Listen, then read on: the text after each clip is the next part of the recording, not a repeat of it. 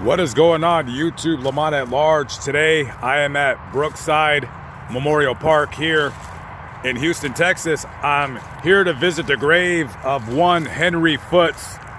If you don't know his name or you don't recognize him, he was on the television program My 600-Pound Life.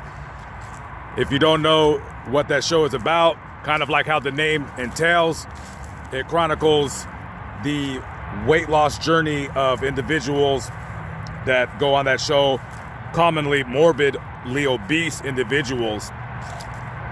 He was on that television program during the first season. He was on a couple different episodes, and of course the feisty doctor, Dr. Nazardan, he is the one that does the surgeries. He consults the people on terms of weight loss, what their problems is.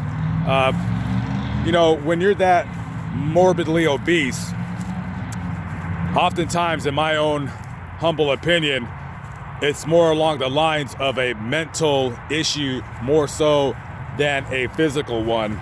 And Henry, born on July 17, 1958, pretty much struggled with his addiction to weight all of his life. His mother on the program readily admitted that she was the one that oftentimes would cook for him, make him food. I see some of these people on this channel that can't even walk.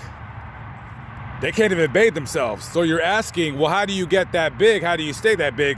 Well, you have family members who enable you, and that's what happens. And obviously, just by watching that episode, his mother, even though she loved him and food was a comfort thing in their home, she enabled him to get that big. So when he got on the television program at the time, he was 47 years old and he weighed in well over 700 pounds. This was a very, very big guy. And it took him quite a long time because he did lose some weight. Finally, he got down to a low of 275 pounds, but there was definitely some setbacks in his life in terms of losing the weight. When you go through gastric bypass surgery, it's not always 100% going to be a success. Because like I said, it's often more mental than physical. Sure, you could take your stomach and tie it in a knot or reduce the size or what have you. But mentally, over the course of years, you're still going to go to that thing that comforts you in times of stress or sadness or depression. And this country, a lot of us have weight issues that we struggle with. I mean, I've had one for a lot of my adult life, not as severe as Henry's, but bad enough to where I was on my way to being like that if I didn't do something about it while I was in my 20s. So he was on the show and he got a little bit of notoriety, some, fame. He did end up marrying his longtime girlfriend. On November 29th of 2012, Henry was at work. He was a shuttle bus driver and he had some kind of a medical episode and he passed out while he was behind the wheel, and his bus ended up hitting an SUV from behind, and then the SUV ran into a street corner where there was a woman standing there and hit her, and she was taken to the hospital by the ambulance, but tragically she died. So you got a guy who lost weight but still is having medical setbacks and problems from the weight itself. Very, very dangerous to carry that much weight. The human body, some of us are bigger, some of us are smaller.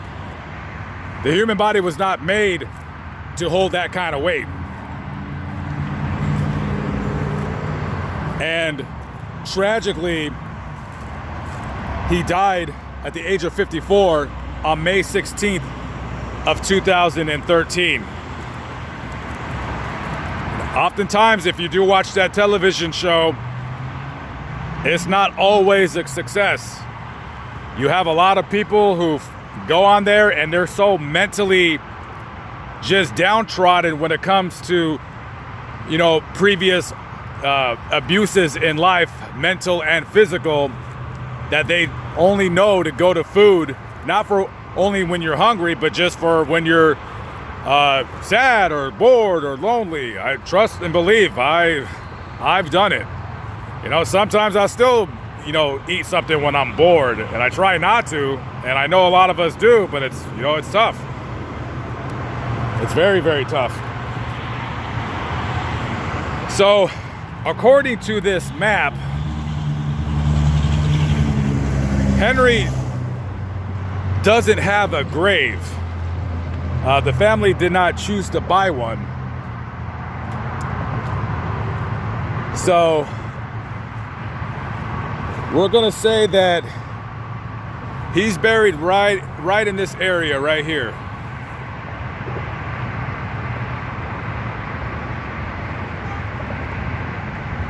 I'm not sure why the family didn't want a stone, but the lady told me that oftentimes people just don't buy a stone.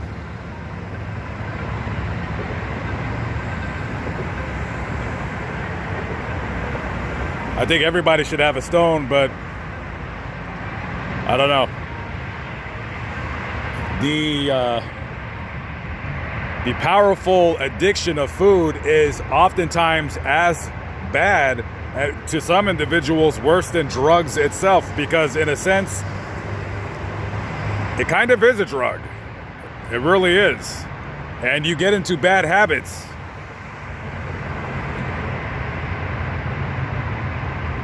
Very sad, very sad. So, rest in peace to Henry Foots, and, you know, to anybody out there who struggles with the weight, you know, hey, I've been there, trust and believe.